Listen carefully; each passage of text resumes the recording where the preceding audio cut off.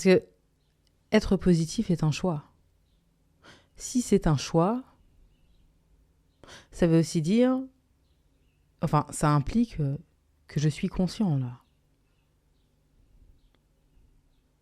Qui dit conscience, dit attention, forcément concentration, et plus ou moins une réflexion sans que ce soit poussé pour justement choisir consciemment ce que j'ai envie de penser pour me sentir bien. Personne ne peut t'empêcher de penser, on est d'accord. Personne ne peut entrer dans ta tête, enfin si, sauf que c'est fait de manière inconsciente, et te faire penser. Justement, c'est de ça dont il faut prendre conscience. Parce qu'à partir du moment où tu prends conscience que tu peux penser ce que tu veux, tu vas arrêter de penser n'importe quoi, surtout quand tu te rends compte que ça ne te fait pas du bien. En restant dans sa tête, on est misérable. On ne peut pas avoir une belle vie dans la tête. Parce que cette vie, c'est un jeu émotionnel. Qui dit émotion dit forcément pensée. Donc sans comprendre ses propres pensées et toujours être victime des situations extérieures. Oui, mais ça, je trouve que c'est ceci, moi, ça me fait sentir ça. Oui, ça te fait sentir peut-être d'une certaine manière. Néanmoins, ce que tu ressens, ce n'est pas à l'extérieur, c'est en toi. Donc c'est à toi d'en prendre soin pour justement te sentir mieux. Et c'est ce qu'on appelle le travail sur soi. Il ne s'agit pas de travailler sur soi parce que je ne sais pas quoi, il s'agit de travailler sur soi pour comprendre qui on est vraiment, justement se sentir bien et aller dans la vie de manière, voilà, et profiter de la vie, quoi. On va dire ça comme ça parce que, je veux dire, on ne peut pas profiter de la vie en étant dans sa tête. Il y a toujours des soucis parce qu'on ne comprend pas. La peur, c'est je ne comprends pas mes pensées. La frustration, c'est pareil.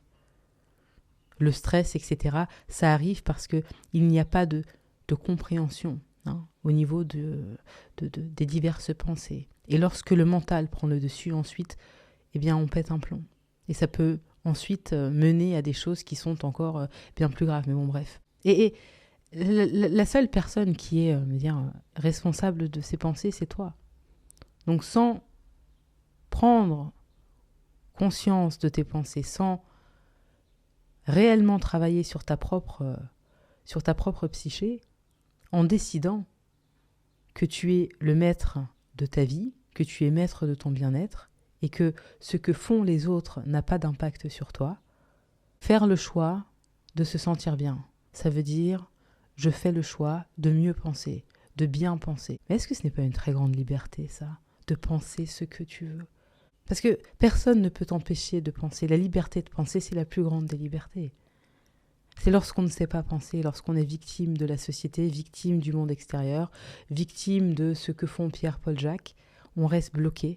On a peur de penser certaines choses sans jamais se rendre compte qu'il y a une autre réalité qui est au-delà de ce qu'on voit. Et cette réalité, elle est en toi. Elle t'appartient. Et tu vois, ensuite tout se met en place parce que tout ça, ça va arriver le moment où toi, tu comprends que cette négativité, elle est déjà créée à cause de ce pattern qui est ancré.